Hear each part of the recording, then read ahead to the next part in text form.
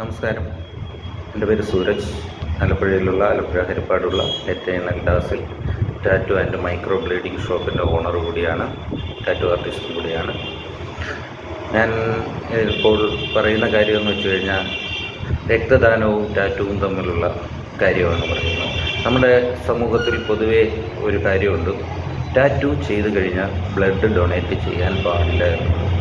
പക്ഷേ അത് തെറ്റായ ഒരു ഇൻഫർമേഷനാണ്. ടാറ്റു ചെയ്ത് കഴിഞ്ഞാൽ ബ്ലഡ് ഡൊണേറ്റ് ചെയ്യാം. പക്ഷേ ഇന്ത്യൻ നിയമം അനുസരിച്ച് ഇപ്പോൾ ടാറ്റു ചെയ്ത് കഴിഞ്ഞാൽ 6 മാസം കഴിഞ്ഞ് മാത്രമേ ബ്ലഡ് ഡൊണേറ്റ് ചെയ്യാൻ പാടുള്ളൂ. ആ നിയമം ഭേദഗതി ചെയ്യാൻ പോവുകയാണ്. അത് ഇനി 1 വർഷമാകും. ടാറ്റു മാത്രമല്ല, നിങ്ങൾ പിയേഴ്സിങ്, ഇയർ പിയേഴ്സിങ്ങോ എന്ത് ചെയ്താലും 6 മാസം കഴിഞ്ഞ് ബ്ലഡ് ഡൊണേറ്റ് ചെയ്യാവുന്നതാണ് ഇപ്പോഴത്തെ നിയമം. പക്ഷേ ആ നിയമം മാറ്റി അത് 1 വർഷമാക്കാൻ പോവുകയാണ്.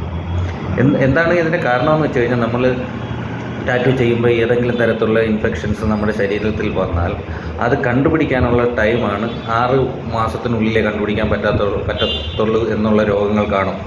അതുകൊണ്ടാണ് ഈ പീരീഡ് വെക്കുന്നത്. പക്ഷേ അമേരിക്കയിലൊക്കെ 3 മാസമാണ് അതിൻ്റെ കാലാവധി വെച്ചിരിക്കുന്നത്. അതുകൊണ്ട് ടാറ്റു ചെയ്തു എന്നതുകൊണ്ട് ബ്ലഡ് ഡൊണേറ്റ് ചെയ്യാൻ പറ്റത്തില്ല എന്നുള്ള ഒരു നാട്ടിലെ സംസാരം അത് തെറ്റാണ്. ഇത് ഈ വിൻഡോ പീരീഡ് എന്നാണ് അതിന് പറയുന്നത്. ഇപ്പോൾ 6 മാസം കഴിഞ്ഞ് ചെയ്യാവുള്ളൂ. പക്ഷേ നമ്മുടെ ശരീരത്തിൽ ഏതെങ്കിലും ഒരു മുറിവ് വന്നാൽ പോലും അങ്ങനെ ചെയ്യണമെന്നാണ് പറയുന്നത്. എന്ന് വെച്ച് കഴിഞ്ഞാൽ നമ്മുടെ ശരീരത്തിൽ മുറിവിലൂടെ എന്തെങ്കിലും ഇൻഫെക്ഷൻസ് ഉണ്ടായി കഴിഞ്ഞ് കഴിഞ്ഞാൽ നമുക്കറിയാൻ പറ്റില്ല. അതുകൊണ്ട് ആ വിൻഡോ പീരീഡ് കഴിഞ്ഞൊക്കെ മാത്രമേ നമ്മൾ ബ്ലഡ് ഡൊണേറ്റ് ചെയ്യാൻ പാടുള്ളൂ. പക്ഷേ നമ്മുടെ കേരളത്തിലുള്ള ടാറ്റു ഷോപ്പുകൾ പൊതുവെ ഹൈജീനിക്കാണ്, എല്ലാം നല്ല രീതിയിലാണ് ചെയ്യുന്നത്. പിന്നെ ഒരു കാര്യം നിങ്ങൾ ആലോചിക്കേണ്ടതല്ല, നിങ്ങൾ മനസ്സിൽ വെക്കേണ്ട, ഒരു കാരണവശാലും സ്ട്രീറ്റ് ടാറ്റുകൾ ചെയ്യാൻ പാടുള്ളതല്ല. അവർ ഹൈജീനിക്കല്ല. അതുകൊണ്ട് ഏതെങ്കിലും നല്ല ലൈസൻസ്ഡ് ആയിട്ടുള്ള ടാറ്റു ഷോപ്പിൽ പോയി മാത്രം നിങ്ങൾ ടാറ്റു ചെയ്യേണ്ടതാണ്. ഒരു കാരണവശാലും സ്ട്രീറ്റ് ടാറ്റു ചെയ്യാൻ പാടുള്ളതല്ല. Thank you.